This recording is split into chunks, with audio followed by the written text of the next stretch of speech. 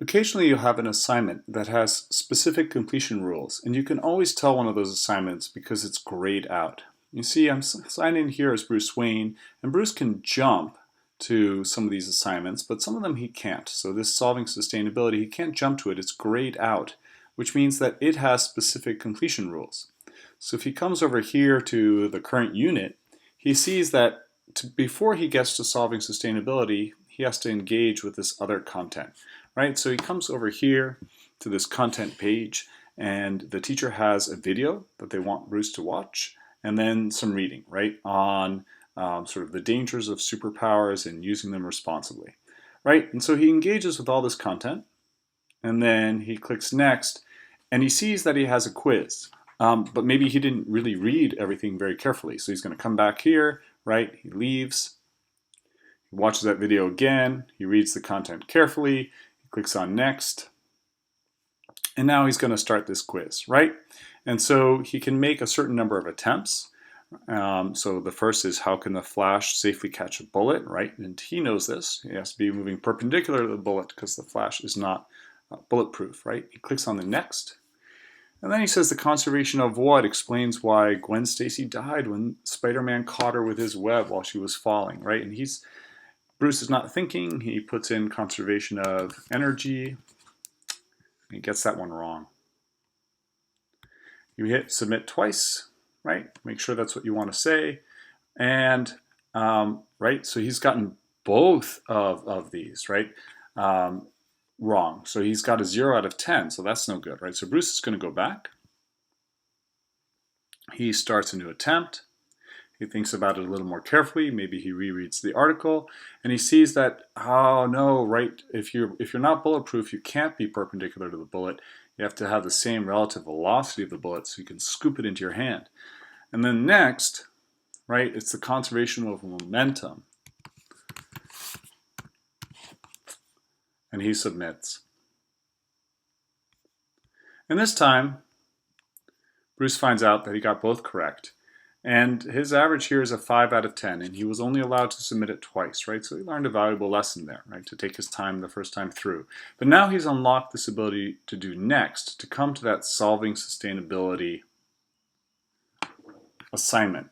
Right, and this is similar to the previous video on using Google Drive assignments, right? So I know it's a Google Drive assignment. This time the teacher's provided not only some context, but also the rubric with which I'll be graded. Bruce clicks on his document, and here he is. He's in this space where he can work on his document. He can work on it here within Schoology, or he can jump out to his Google Drive to work on the assignment, right? So if he's working here in Schoology, he can begin all of his work and all of his writing. Sometimes you want a little bit more real estate, so you jump over here, grab the name of the document. Remember, Schoology always gives you a unique identifier. And he jumps over to his Google Drive, and soon Schoology is going to organize this for him, but right now it's not doing that piece. So he has created a folder for himself, Schoology. He has all of his different classes here within. He goes to Shared with Me because that's where this assignment will be the moment he clicks on it in Schoology. It's created and shared with me.